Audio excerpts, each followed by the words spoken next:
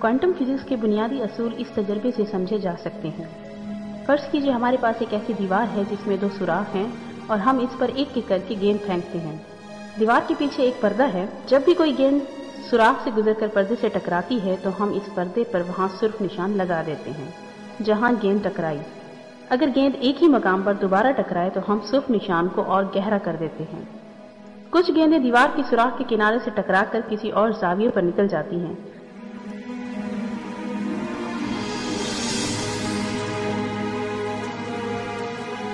लेकिन ज्यादातर गेंदें सुराख से गुजरने के बाद खत मुस्तकीम में चलती रहती हैं।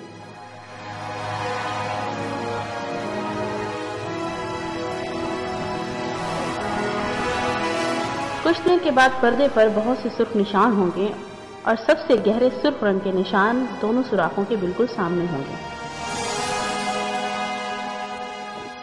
अब फर्ज कीजिए कि ये सुराख बहुत छोटे हैं और गेंदें भी इंतहाई छोटी यानी एटमी ज़रों जितनी हैं।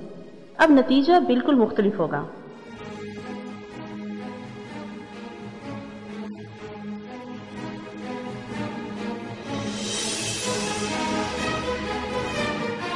पर्दे पर सुर्ख रंग की बहुत सी पट्टियां बन जाएंगी और गेंदें कभी भी इन पट्टियों के दरमियान वाली जगहों पर नहीं जाएंगी।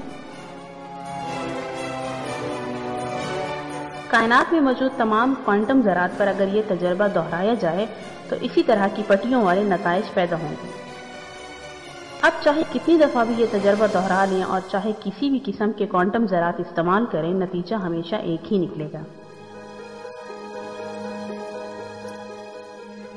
इस नतीजे की सिर्फ एक ही तरीके से तौजीह पेश की जा सकती है और वो है लहरें।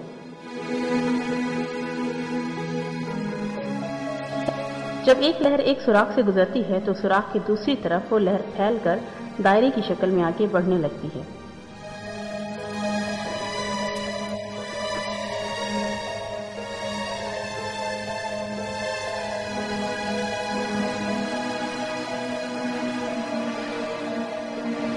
अगर दीवार में 2 सुराख हों तो 2 दायरा नुमा लहरें बनती हैं।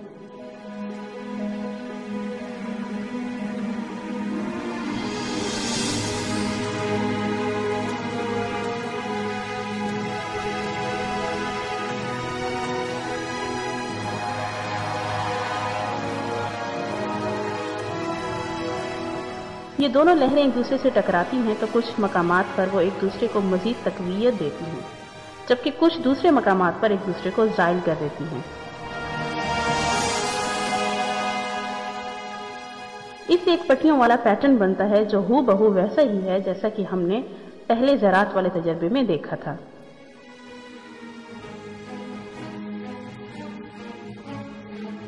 इससे ये मालूम होता है कि तमाम ज़रात लहरों की तरह ही अमल पैदा करते हैं।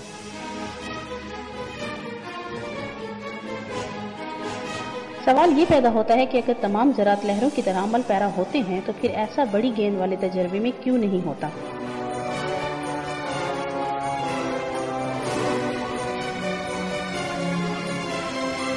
इसकी वजह यह है कि बड़े अजसाम की तवानाई छोटे ज़रात की निस्बत बहुत ज्यादा होती है।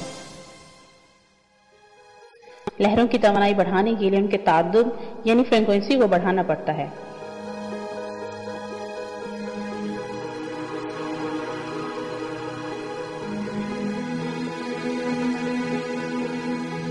जब ज्यादा ताद्दुद की लहरें एक दूसरे से टकराती हैं तो एक मुख्तलिफ पैटर्न बनता है।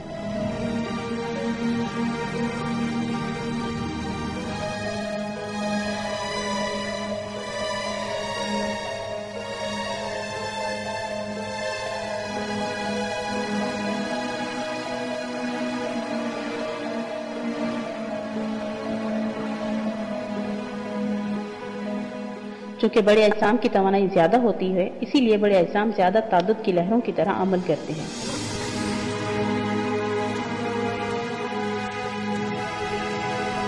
यही वजह है कि बहुत छोटे ज़रात बहुत सी पट्टियों वाला पैटर्न बनाते हैं, जबकि बड़े अजसाम सिर्फ 2 पट्टियां ही बनाते हैं।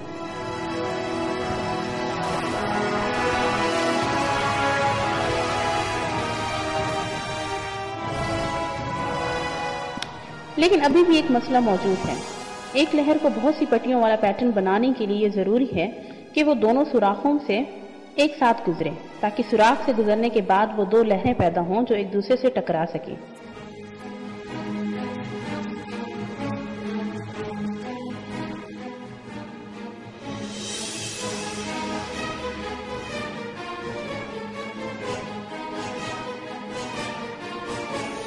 لیکن ذرات کی صورت میں ہم ایک وقت میں صرف ایک ذرہ دیوار کی طرف پھینک رہے ہیں۔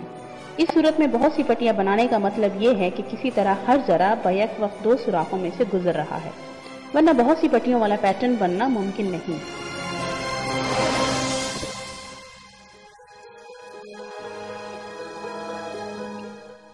آئیے دیکھتے ہیں کہ اگر دونوں میں سے ایک سوراخ کو بند کر دیا جائے تو کیا ہوتا ہے۔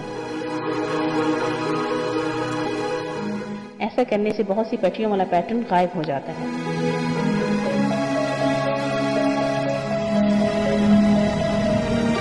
اب زیادہ تر سرخ نشانات اس سوراخ کے سامنے ہیں جو کہ ابھی تک کھلا ہے۔ اگر اس سوراخ کے بجائے دوسرا والا سوراخ بند کیا جائے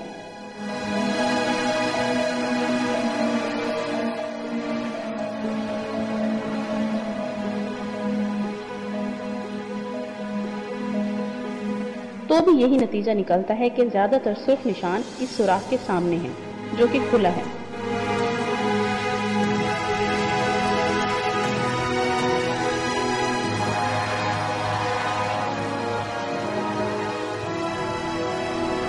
لیکن جو ہی ہم دونوں سوراخ کھولتے ہیں تو بہت سی پٹیوں والا پیٹرن واپس آ جاتا ہے۔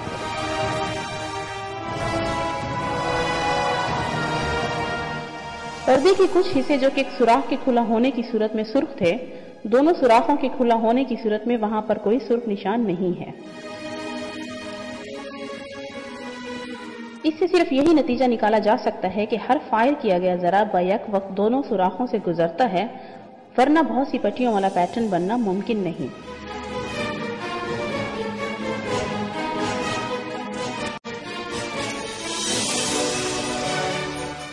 آئیے ان سوراخوں کے پاس ایک ڈیٹیکٹر لگا کر اس مفروضے کی پڑتال کریں۔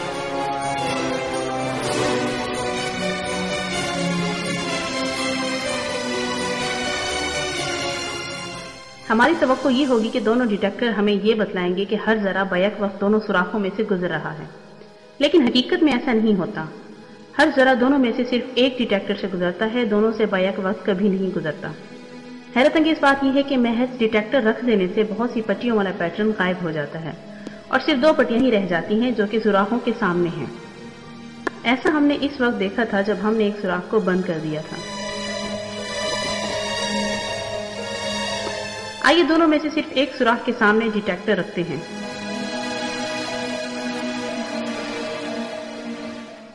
محض ایک ڈیٹیکٹر رکھ دینے سے بہت سی پٹیوں والا پیٹرن غائب ہو جاتا ہے۔ یوں محسوس ہوتا ہے کہ جو ہی ہم یہ جاننے کی کوشش کرتے ہیں کہ ذرات کس سوراخ سے گزر رہے ہیں تو ذرات بیک وقت دونوں سوراخوں میں سے گزرنا بند کر دیتے ہیں۔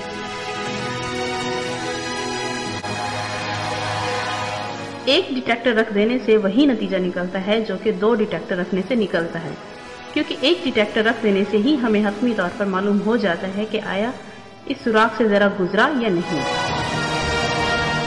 ذرات دونوں سوراخوں میں سے بیک وقت صرف اس وقت گزرتے ہیں جب ہم یہ جاننے کی کوشش نہ کریں کہ ذرات کس سوراخ سے گزر رہے ہیں۔ لیکن جو ہی ہم یہ جاننے کی کوشش کرتے ہیں کہ ذرات کس سوراخ سے گزر رہے ہیں، ذرات صرف ایک سوراخ سے گزرنا شروع کر دیتے ہیں۔ اگر ہم دونوں سوراخوں کے سامنے ڈیٹیکٹر رکھ دیں لیکن اپنی آنکھیں بند کر لیں تو کیا ہوگا؟ جب تک ہم اپنی آنکھیں بند رکھیں گے ہمیں معلوم نہیں ہوگا کہ ذرات کس سوراخ سے گزر رہے ہیں۔ تاہم ہم یہ جانتے ہیں کہ ذرات کی ان لہروں کو ریاضی فارمولے سے کیسے بیان کیا جا سکتا ہے۔ بظاہر جب لہروں کو ڈیٹیکٹر سے گزارا جاتا ہے تو لہریں یوں تبدیل ہو جاتی ہیں کہ ان کا آپس میں ٹکراؤ ممکن نہیں رہتا۔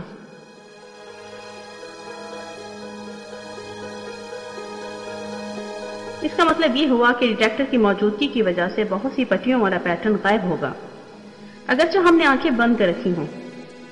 ڈیٹیکٹر کی موجودگی ہی اس بہت سی پٹیوں والے پیٹرن کے غائب ہونے کی وجہ ہے۔ ہمارے دیکھنے یا نہ دیکھنے سے کوئی فرق نہیں پڑتا۔ ان لہروں کی ریاضی کی مساوات ہمیں یہ بتاتی ہیں کہ ڈیٹیکٹر کی موجودگی میں بھی لہریں دونوں سوراخوں سے بیک وقت ہی گزر رہی ہیں، لیکن ہم جب بھی دیکھتے ہیں تو ہم یہی دیکھتے ہیں کہ لہریں یا تو ایک سوراخ سے گزری یا دوسرے سے، اور کبھی بھی دونوں سے بیک وقت نہیں گزری۔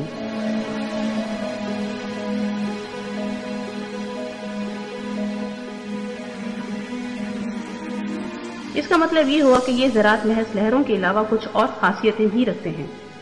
लहरें सिर्फ इस बात का इम्कान जाहिर करती हैं कि जब हम ज़रात को देखना चाहेंगे तो उन्हें कहाँ पाएंगे।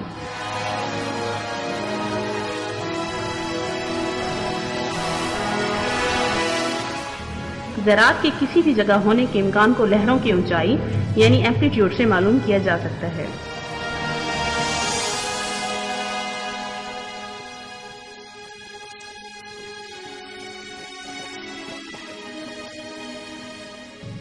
जिस जगह लहरों की ऊंचाई जितनी ज्यादा होगी उतना ही इस बात का इम्कान ज्यादा होगा कि जब हम देखेंगे इस वक्त वो जरा वहां पर मौजूद होगा।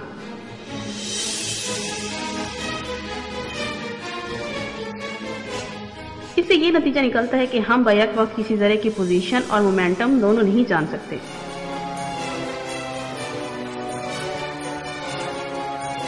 जरों के सुराख में गुजरने से पहले हमें जरों की हरकत की सिमत का मुकम्मल इदराक होता है।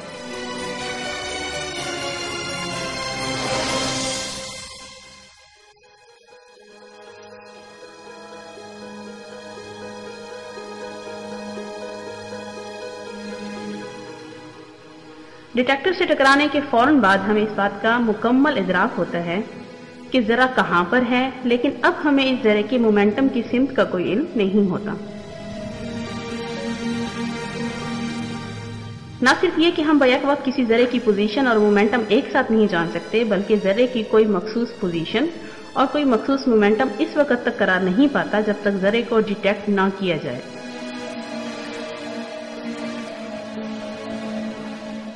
अगर जरे की हमेशा कोई मखसूस पोजीशन हो तो जरा दोनों सुराखों से बैक वक्त नहीं गुजर पाएगा, जो कि बहुत सी पट्टियों वाला पैटर्न बनाने के लिए जरूरी है। लेकिन अगर हम ये मान लें कि जरा इस वक्त तक सिर्फ इम्कानी लहरें हैं, जब तक हम इनका मुआयना ना करें, तो इसका लाजम नतीजा ये होगा कि छोटी बड़ी तमाम अशिया डिटेक्टर समेत इम्कानी लहरें ही हैं। फर्ज कीजिए कि हम दोनों सुराखों के पीछे कुछ हसास अशिया खड़ी कर देते हैं।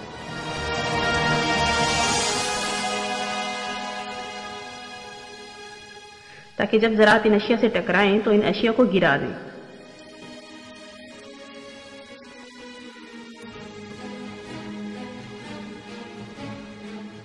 ये टकराव इस बात पर मुनहसिर होगा कि ज़रात किस सुराख से गुजरे हैं।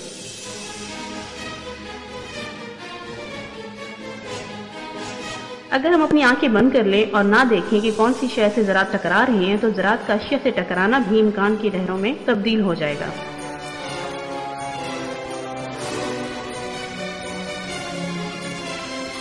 जिस तरह एक ज़रा बैक वक्त दो सुराखों में से गुजर सकता है, इसी तरह पर्दे के पीछे की अशिया बैक वक्त खड़ी और गिरी हुई हालत में हो सकती हैं।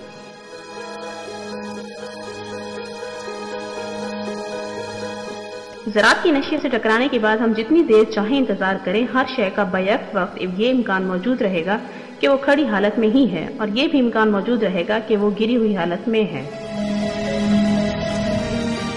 यानी दोनों इम्कान बैक वक्त सुपर पोजीशन में होंगे। रियाजी के इन फार्मूलों के मुताबिक जो इम्कान की लहरों को बयान करते हैं, दोनों में से कोई नतीजा भी यकीनी नहीं है।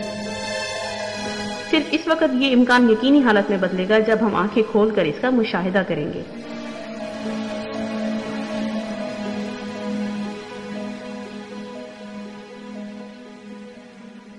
इस वक्त हम हर शय को या तो महज खड़ी हालत में देखेंगे या गिरी हुई हालत में। न सिर्फ ये कि जब तक इन अशिया को ना देखें हमें इल्म नहीं होगा कि अशिया खड़ी हालत में है या गिरी हुई हालत में, बल्कि यूं महसूस होता है कि कायनात भी इस वक्त तक इस बात का तायुन न कर सकेगी कि अशिया किस हालत में है, जब तक हम उनका मुशाहिदा ना करें। ऐसा क्यों होता है और इसका कायनात की बुनियादी हैयत से क्या ताल्लुक है? इसकी तशरीह के लिए हमें एटमी ज़रों की स्पिन यानी घुमाव पर बात करनी होगी। किसी भी ज़रे के घुमाव की सिमत एक फर्जी तीर से देखी जा सकती है। ज़रात जो कि एक दूसरे की मुखालिफ सिमत में घूम रहे हैं, उनके तीर भी एक दूसरे की मुखालिफ सिमत में होंगे।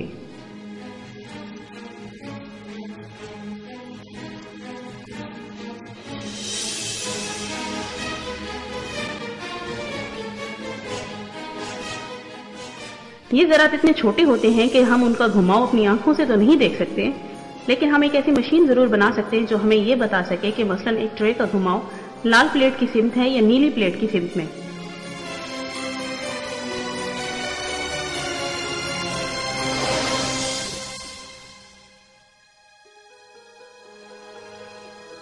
فرض کیجئے کہ ہمیں پتہ ہے کہ ایک ذرے کا گھماؤ کس طرف ہے، کیونکہ ہم نے یہ پہلے سے ہی کسی مشین کے ذریعے معلوم کر رکھا ہے، اور ہمیں ڈیٹیکٹر کو اس سمت میں رکھتے ہیں جس سمت میں ذرے کا گھماؤ ہے۔ یہ ڈیٹیکٹر ہمیشہ وہی نتیجہ دے گا جو کہ ہم نے پہلے سے معلوم کر چکے ہیں۔ لیکن اگر ذرے کا پہلے سے معلوم گھماؤ اسی سمت میں نہیں ہے جس سمت میں ڈیٹیکٹر ہے، تو گھماؤ کے ناپنے کے عمل میں ذرے کے گھماؤ کی سمت تبدیل ہو جائے گی۔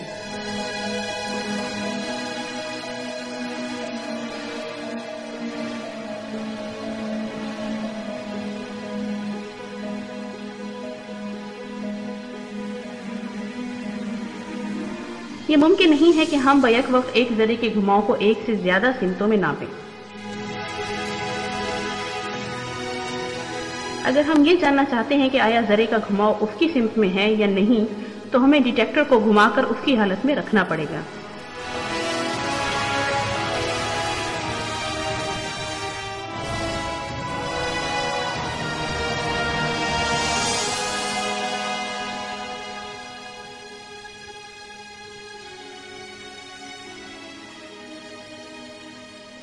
لیکن ایسا کیوں ہے کہ کائنات کسی ذرے کے گھماؤ کے بارے میں اس وقت تک کچھ نہیں جانتی جب تک ہم اس ذرے کا مشاہدہ نہ کریں؟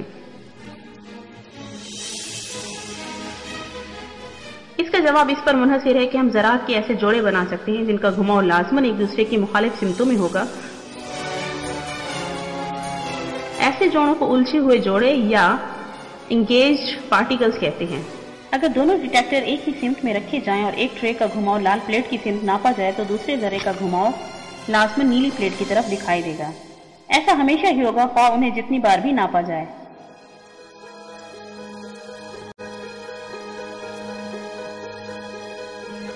اگر ہم ڈیٹیکٹرز کو ایک دوسرے کی نسبت 45 درجے کے زاویے پر نصب کر دیں تب بھی یہ اصول قائم رہے گا۔ تجربات کی بنا پر ہم یہ کہہ سکتے ہیں کہ اگر ہم دونوں ڈیٹیکٹرز کو ایک دوسرے کی نسبت 45 درجے کے زاویے پر رکھیں تو زیادہ تر تجربات میں ایک ذرے کا گھماؤ لال پلیٹ کی طرف اور دوسرے کا نیلی پلیٹ کی طرف ہی ہوگا۔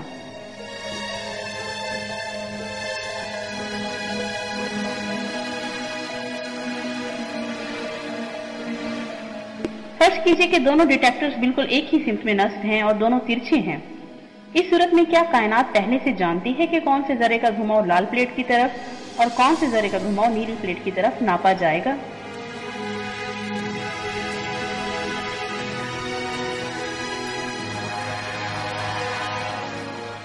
اگر کائنات پہلے سے جانتی ہے کہ دوسرے ذرے کا گھماؤ نیلی پلیٹ کی طرف ہوگا تو یہ لازم ہے کہ کائنات یہ بھی جانتی ہے کہ پہلے ذرے کا گھماؤ لال پلیٹ کی طرف ہوگا۔ یہ اس بات پر بھی درست ہوگا کہ اگر ان میں سے ایک ڈیٹیکٹر کو 45 درجے کے زاویے پر گھما کر عمودی یا افقی حالت میں کر دیا جائے۔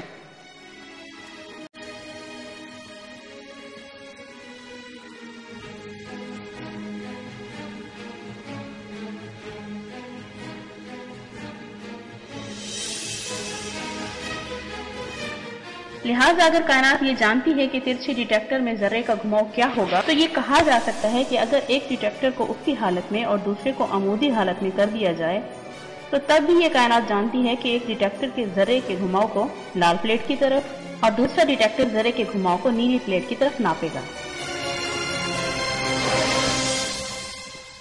تاہم جب ہم واقعی یہ تجربہ کرتے ہیں تو دیکھتے ہیں کہ ایسا نہیں ہوتا۔ جب دو ڈیٹیکٹر ایک دوسرے سے 90 درجے پر نصب کیے جاتے ہیں تو دونوں ڈیٹیکٹرز کے ناپے ہوئے گھماؤ میں کوئی تعلق نہیں پایا جاتا۔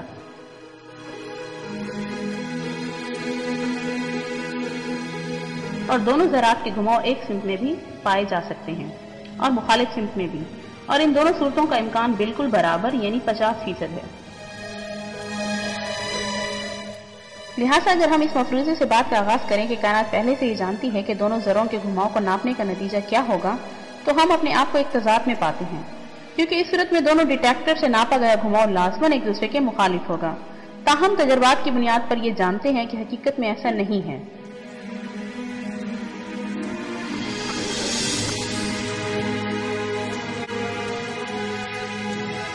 اس سے ظاہراً یوں معلوم ہوتا ہے کہ کسی بھی گھماؤ کو ناپنے سے پہلے کائنات کو یہ معلوم نہیں ہوتا کہ اس تجربے کا کیا نتیجہ نکلے گا، اور محض ناپنے پر ہی گھماؤ کی سمت کا تعین ہو سکتا ہے۔ اس کے علاوہ اس سے یہ نتیجہ بھی نکلتا ہے کہ جب ایک ذرے کا گھماؤ ناپا جاتا ہے تو عین اس لمحے وہ ناپا جانے والا ذرہ دوسرے ذرے کو بتلاتا ہے کہ اسے موجودہ گھماؤ کے مخالف سمت میں گھومنا ہے۔ اگر ہر ذرہ محض اس وقت اپنے گھماؤ کی سمت کا تعین کرتا ہے جب اسے ناپا جاتا ہے تو پھر یہ لازم ہے کہ ناپے جانے کے وقت ہی وہ دوسرے ذرے کو بتلائے گا کہ اسے کس سمت میں گھومنا ہے۔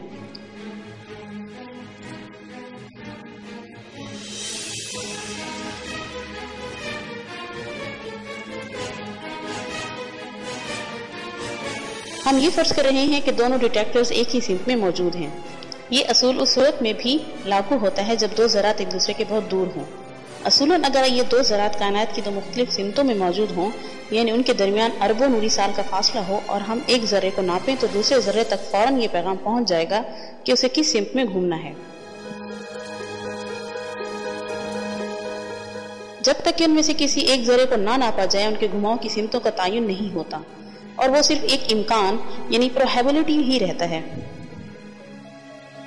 لیکن ان میں سے صرف ایک کا مشاہدہ کرنے سے فوراً دونوں ذرے اپنے گھماؤ کی سمت کا تعین کر لیتے ہیں۔ اگر کائنات کی ہر شے جن میں ڈیٹیکٹرز بھی شامل ہیں ایسے ذروں سے بنی ہے تو یہ ڈیٹیکٹر بھی اپنے کان کے لہر کی سوا کچھ نہیں جب تک کہ کوئی ان کا مشاہدہ نہ کرے۔ ان دونوں ذروں کے امکان کو بتلانے والی ریاضی کی مساوات کے مطابق محض ڈیٹیکٹر میں سے گزرنے سے ہی ذرے کے گھماؤ کی سمت کا تعین نہیں ہوتا۔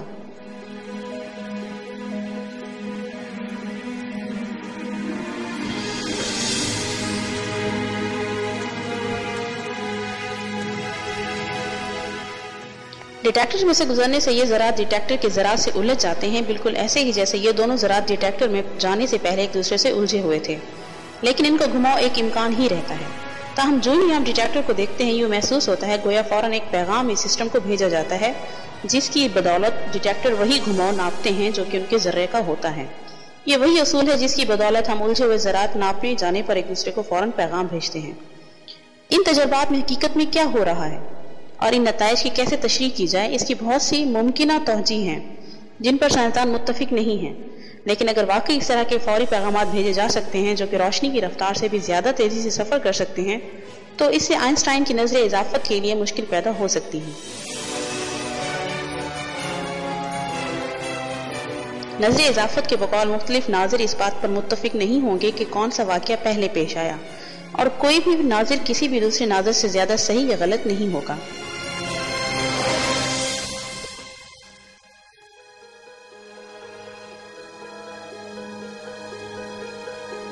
ممکن ہے کہ ایک ناظر کے نقطہ نظر سے دائیں والے ذرے کا پہلے مشاہدہ کیا گیا ہو جس کی وجہ سے بائیں والے ذرے کے گھماؤ کا بھی تعین ہو گیا، جبکہ دوسرے ناظر کے نقطہ نظر سے بائیں والے ذرے کا پہلے سے مشاہدہ کیا گیا جس کی وجہ سے دائیں ذرے والے گھماؤ کا تعین ہوا۔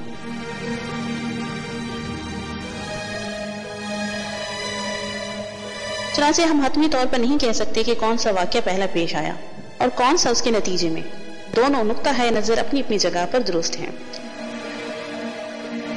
حقیقت یہ ہے کہ کوانٹم فزکس کی روح سے ہم یہ بھی نہیں جان سکتے کہ کون سا ذرہ کون سا ہے۔ فرض کیجئے ایک ڈبے میں دو الجھے ہوئے ذرات ہیں، ان میں سے کسی بھی ذرے کی اپنی انفرادی امکانی لہر موجود نہیں ہے، فقط ایک ہی امکانی لہر ہے جو ان دو ذرات کی کسی بھی جگہ پر موجودگی کے امکان کو ظاہر کرتی ہے۔ اس بات کا امکان ہے کہ ایک ذرہ کسی ایسی جگہ الف پر ہے اور دوسرا ذرہ کسی اور جگہ بی پر ہے، بلکہ اتنا ہی ہے جتنا کہ اس بات کا دوسرا ذرہ الف جگہ پر ہے اور پہلا بے جگہ پر۔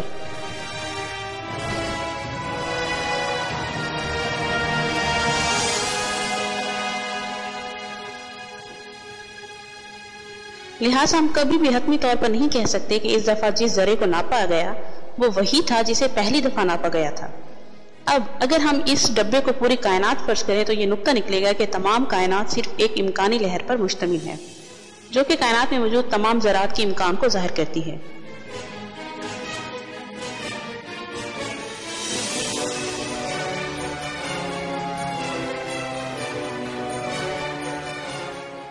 لیکن اگر ہم خود انہی ذرات سے بنے ہیں تو ہمارا مشاہدہ کائنات پر اثر انداز کیوں نہیں ہوتا؟ یہ سوال شاید دنیا کی تاریخ میں سائنس اور فلسفے کا سب سے بڑا سوال ہے جس کا جواب ابھی تک دستیاب نہیں۔